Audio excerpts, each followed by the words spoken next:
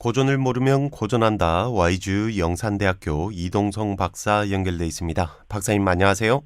네, 안녕하세요. 자, 그럼 오늘은 어떤 고전을 좀 알아볼까요? 네, 오늘은 이제 배움에 대한 이야기를 좀 이어가고자 합니다. 이제 동양승인 말씀에 사람이 이제 좋아해야 될 거, 알아야 될 거 6가지가 있고요.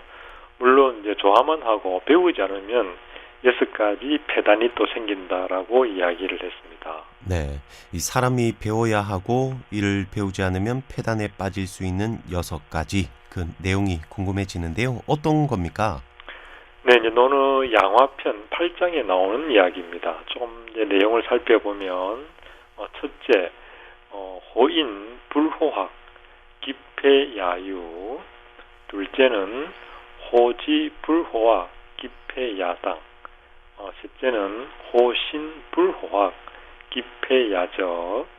넷째는 이제 호직, 불호학, 기폐야교.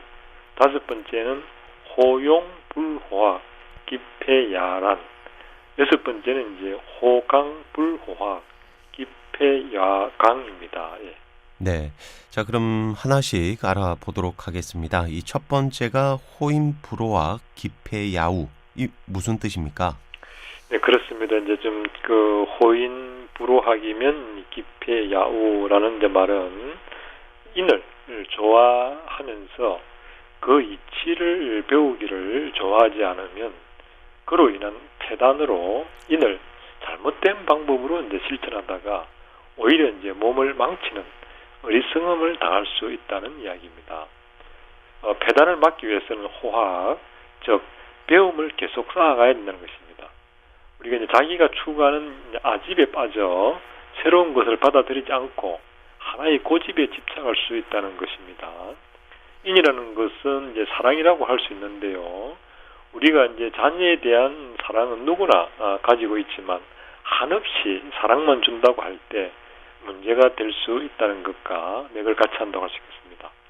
예를 들면 계절의 비유를 하면 봄이 사랑이라고 할 때 365일 봄이 지속되면 생명체가 열매를 맺을 수가 없는 것이죠. 사랑 또한 시기가 있다는 것을 배움을 통해 이치를 알아야 한다는 것이라고 할 수 있겠습니다. 네. 자, 그럼 두 번째 호지 불호학 기폐야탕. 이건 어떤 폐단을 말하고 있습니까? 그렇습니다. 이제 호지 불학 기폐야탕이죠. 내용을 좀 보면 지혜를 좋아하면서 배우기를 싫어하면 허무한 것에 마음을 두는 방탕해지거나 또는 허황해질 수 있다는 것이죠. 지혜는 이제 지식을 바탕으로 숙성이 될 때 가능하다고 할 수 있겠습니다. 기본을 익힌 후 기술을 배우는 것과도 맥을 같이 한다고 할 수 있겠습니다. 잘 아시는 바와 같이 링컨 대통령은 나무를 베는데 시비를 주면 9일 동안 도끼를 갈겠다고 하는 것은 바로 준비라는 것이 또 얼마나 소중한 지혜인가를 들려주는 예라고도 할 수 있겠습니다. 네, 그렇군요. 자, 그리고 세 번째 이 호신 불호와 기폐야적. 이건 어떤 내용입니까? 그렇습니다. 이제 호신 불호학이면 기폐야적이다. 내용을 조금 살펴보면 믿음을 좋아한다면서 배우기를 싫어하면 남을 해치게 된다는 것입니다. 네, 믿음을 좋아하면서 배우기를 싫어하면 남을 해칠 수 있다. 이 선뜻 이해가 잘 안 되는데요. 설명을 좀 해주시겠습니까? 네, 그렇습니다. 이제 그 신의 즉 믿음을 좋아하면서 그 이치를 배우기를 좋아하지 않으면 그 폐단은 무조건 신의만 지키다가 오히려 남에게 해를 끼치는 것이라고 할 수 있겠습니다. 우리 친구와 약속에도 법과 윤리에 어긋나는 것을 지키는 것도 하나의 예라고도 할 수 있겠습니다. 네. 자, 그리고 이번에는 네 번째. 이 어떤 폐단을 말하고 있습니까? 그렇습니다. 이제 네 번째 폐단은 호직 불화 기폐야교입니다. 내용을 좀 살펴보면 정직한 것만을 좋아하고 배우기를 싫어하면 가혹해질 수 있다는 것입니다. 즉, 이제 고덤을 좋아하면서 그 이치를 배우기를 좋아하지 않으면 그 폐단은 다른 사람의 잘못을 야박하게 지적하는 것이 될 수 있다는 것이죠. 예를 들면 다른 여자의 손을 잡으면 안 된다라는 원칙만 알고 있을 때 우물에 빠진 여자를 볼 때 손을 내밀어 잡아 목숨을 구해야 하는데도 원칙만을 고수한다면 진정한 가치, 이치를 모른다는 것과도 맥을 같이 한다고 할 수 있겠습니다. 네, 예를 들어주시니까 더욱 쉽게 이해가 되는 것 같습니다. 자, 그리고 5번째, 이건 어떤 폐단을 말하고 있습니까?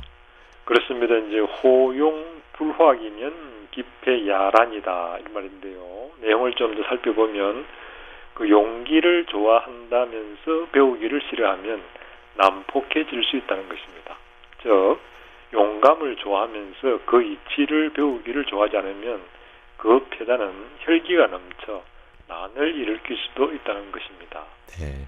자, 그럼 이제 마지막으로 6번째, 어떤 폐단을 이야기하고 있습니까? 그렇습니다. 6번째는 이제 호강불호학이면 기폐야광이다라는 말인데요. 내용을 좀 살펴보면 구세기를 좋아하면서 배우기를 싫어하면 무모해질 수 있다는 것입니다. 즉 강함을 좋아한다면 그 이치를 배우기를 좋아하지 않으면 그 폐단은 앞뒤를 돌아보지 않고 경솔하게 행동할 수 있다는 것입니다.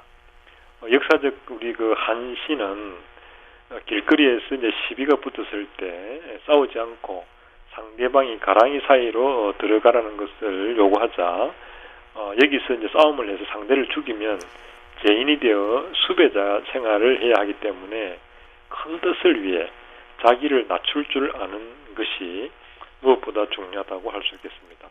한신은 가랑이 사이를 끼어 들어가는 것을 우리가 이제 한자로 과하지옥이라고 하는데요. 들어가죠. 또한 이제 강직하면서 배움을 통해 때와 장소에 맞게 강함적 용감함을 나타내는 것은 우리에게 많은 것을 시사하는 듯합니다. 참을 수 있는 것을 참는 것은 누구나 참을 수 있죠. 도저히 참을 수 없는 상황에서 참을 수 있는 사람이 진정한 사람이 아닌가 생각해 볼 수 있는데요. 우리 참을 인자 한자를 보면 이 칼도자의 마음심입니다. 마음에 칼이 꽂혀도 참을 수 있는 것을 이야기한다고도 할 수 있겠습니다. 네, 이 공자가 제자 자로에게 사람이 배워야 할 덕목으로 인, 지, 신, 직, 용, 강 이렇게 6가지를 말하고 이를 배우지 않으면 폐단이 생길 수 있다고 했는데요. 이 현대인들에게도 똑같이 적용되는 그런 가르침인 것 같습니다. 그렇습니다. 이제 사람이 배워야 할 덕목이죠. 인지, 신지, 용강 줄 수 있고요. 이를 좋아하기만 하고 배우지 않으면 폐단이 생기죠. 그 폐단은 어리석음, 호황댐, 해침, 각박함, 난동, 경망스러움으로 나타날 수 있다는 것입니다. 무엇보다 일상에서 이치를 배워가는 안목이 소중하다고 할 수 있겠습니다. 우리가 이제 업무를 추진할 때도 원칙도 있지만 상황도 존재한다는 것을 알아야 되겠죠. 원칙과 상황을 잘 고려하여 모두가 도움이 되는 접점을 찾는 것이 중용이 아닌가도 생각해 봅니다. 배우기만 하고 생각을 하지 않으면 남는 것이 없고 생각만 하고 배우지 않으면 위태롭다는 말과도 맥을 같이 한다고 할 수 있겠습니다. 직장에서 일을 처리할 때도 부분의 논리에 빠져 전체를 보는 안목이 없다면 지혜로운 판단이라고 할 수 없겠습니다. 이런 것도 고전이 주는 지혜의 발견이다라고 볼 수 있겠습니다. 네, 자 이제 마쳐야 될 시간인데요. 그 박사님 오늘은 어떤 시 준비하셨습니까? 네, 오늘은 제가 이제 그 지연 시를 들려드리고자 합니다. 제가 이제 인문학 강의를 할 때 시를 종종 들려주는데요.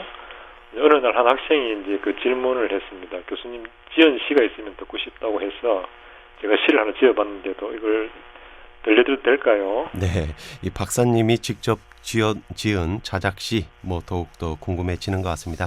그럼 부탁드리겠습니다. 네, 나의 선택 이동성. 절 중에서 가장 아름다운 절은 친절. 복 중에서 가장 큰 복은 행복. 손 중에서 가장 빛나는 손은 겸손. 선 중에서 가장 고운 선은 적정선.